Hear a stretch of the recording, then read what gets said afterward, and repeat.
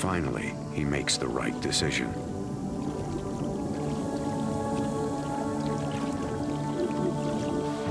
Leaving a frustrated bear on an icy raft.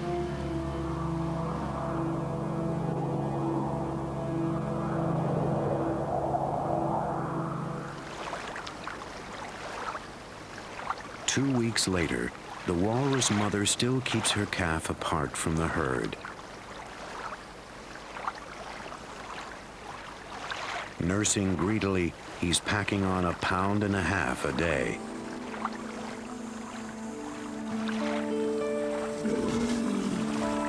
Another female has joined the pair and seems to be lending a hand with parenting duties.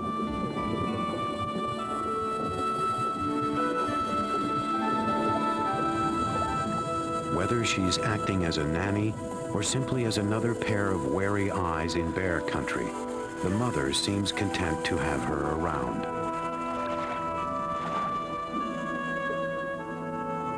Still, she frequently hugs her baby. In these tactile creatures, contact and reassurance go hand in hand.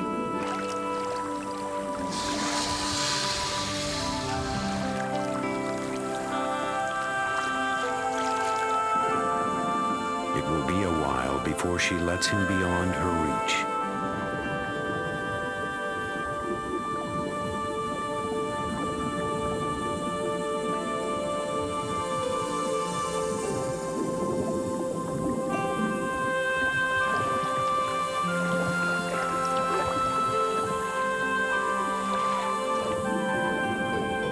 Keeping him tucked safely between them, mother and helper head for the herd. It's almost time for his debut.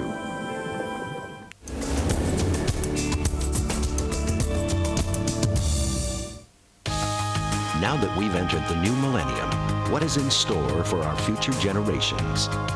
What are the ideas of today that will change our lives tomorrow? National Geographic Channel's Tomorrow's World has the answers. Meet the people at the cutting edge of science who dare to challenge the seemingly impossible. Testing the limits of technology for the next generation. Tomorrow's World, Monday on the National Geographic Channel. Every Tuesday, pressured by the forces of global expansionism, indigenous people are fast becoming endangered people. With each group that is uprooted or assimilated, a culture vanishes. Now we offer a window to these cultures you may never see again. Don't miss the adventure. Tribal Tuesdays on the National Geographic Channel. What adventure drives people beyond themselves? It's all a question of mental focus. An adventure that pushes them to endure pain. Can you imagine a 10-story building falling on your head? And hardships. And I'm swimming like my life depended on it because my life does. One that is powerful enough to hold someone in its grasp. Passion will get you there. Obsession can get you killed. To seek out and to understand the unknown. We're doing things we've never done before, but that's why we're here. We're always pushing the envelope.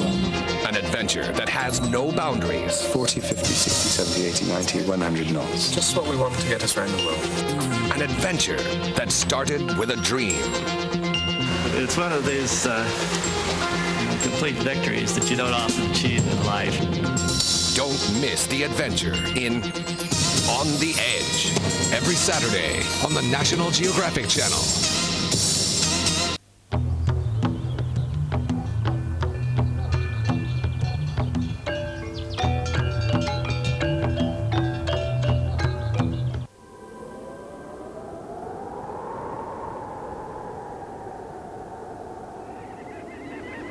It's now late spring, and the breakup of the ice signals a change of fortune for the walrus herds.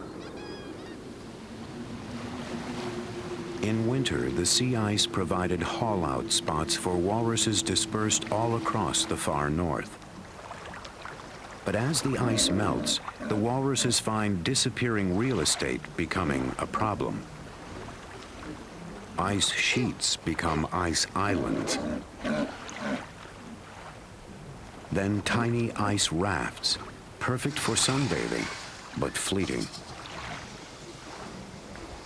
On many floes, things are getting a little cramped, and tempers are growing short.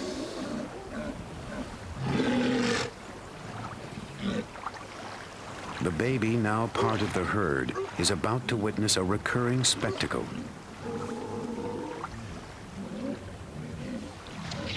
The brawl for the choicest spots on the floes. It begins with an impressive heads-up display of dentition. Their tusks are elongated canine teeth that can grow to more than a foot long.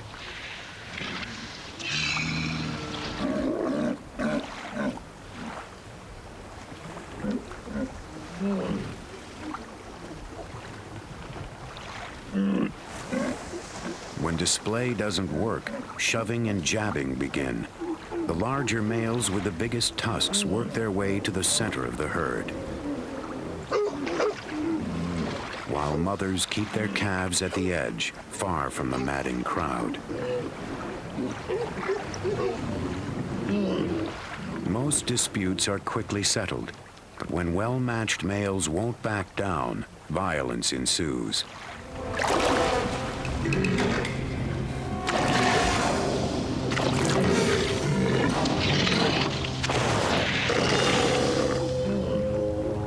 Half sumo, half samurai, they fight with bulk and blade.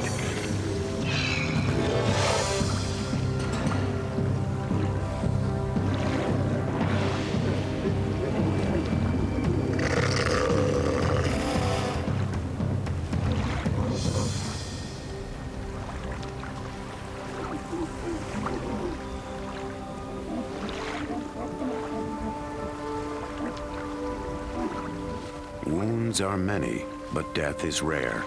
Their tough hides take a beating, but heal quickly.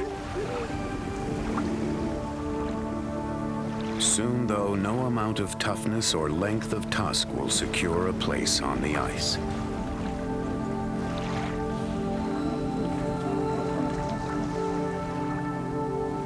There are larger forces at work here. As the days lengthen, the sun does its work on the ice. The ice erodes from top and bottom.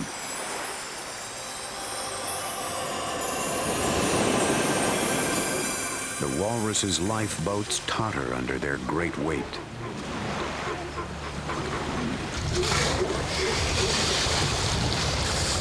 For months, the inconstant ice has been a walrus ally, shifting, drifting, making the herd a moving target for less seaworthy polar bears.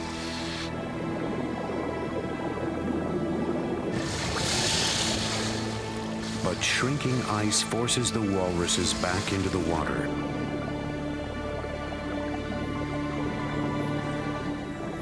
As one, the herd seems to make a decision. With the ice forsaking them, they have no choice but to head for landfall.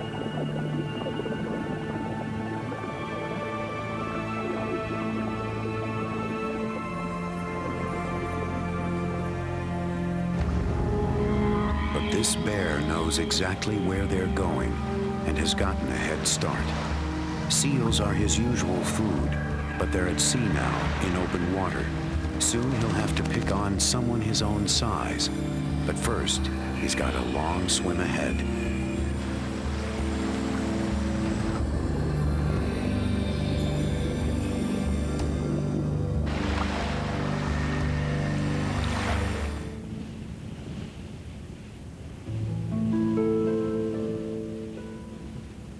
On the other side of the continent, where a barren scab of an island rises out of the northern reaches of Hudson Bay, the polar bear is nearing the end of his long swim.